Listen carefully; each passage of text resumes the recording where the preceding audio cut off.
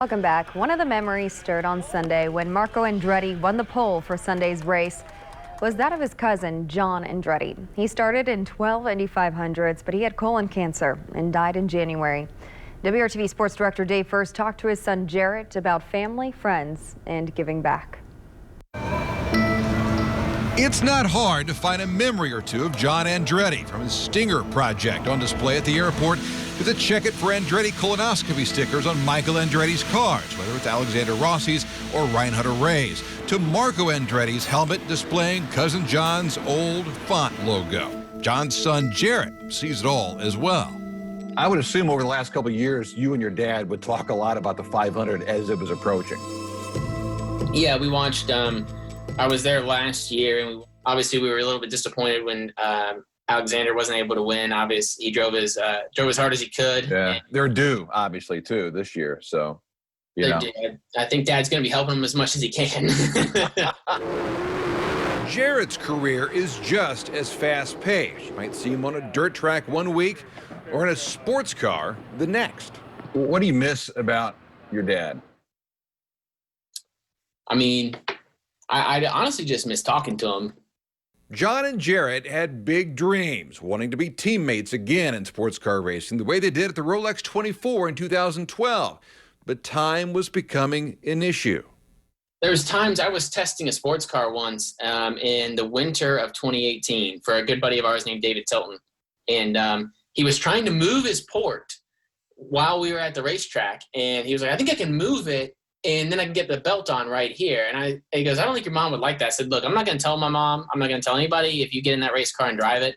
He wanted to drive so bad, and that was the pinnacle for him, is just driving. And so we would have loved to have been teammates. John's battle came to an end in January. The funeral in town was held on a cold, rainy day, one that didn't end until the procession happened to turn a lap at the Indianapolis Motor Speedway. It was about memories for Jarrett. I remember rolling into Speedway the first time with him. I was in like in 8th grade. Every other time he got in, he drove. But he was like, you know, this was a big deal, you know, and that to me really stuck out to me. Slow and poignant, with the scoring pylon lit up, all arranged by Speedway president Doug Bowles.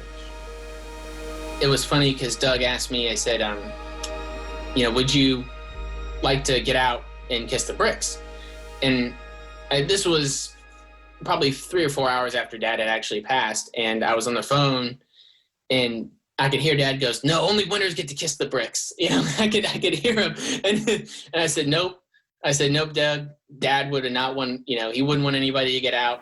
And I think the place that meant the most to him was only fitting for him to take the final lap at. And the rain and all the other things that go along with it, you know, just made it, you know, that much more maybe somber.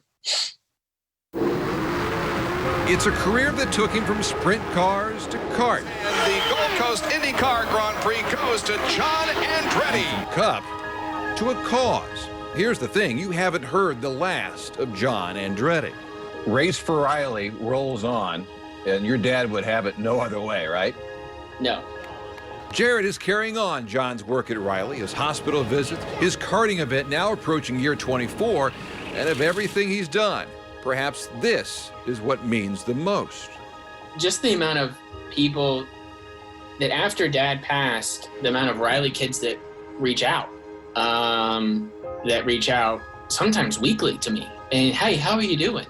What's going on? You know, how can I pray for you? And it's like, how can I pray for you? Like, it's like one of those things that they're so caring. Jarrett's goal is to help Race for Riley climb over the $5 million mark. There's little doubt that racing's loss has been real this year, but a lasting tribute to a true champion is even more so. It's quite a legacy when you think about it, you know? Yes, yes. And everybody's volunteered, and they're all dedicated to making this thing grow and continuing it for the years to come. John was a very good man, and that was Dave First reporting. John is also Marco Andretti's godfather. Pretty sure he'll be on his shoulder Sunday, starting on the pole and taking those laps right alongside with him.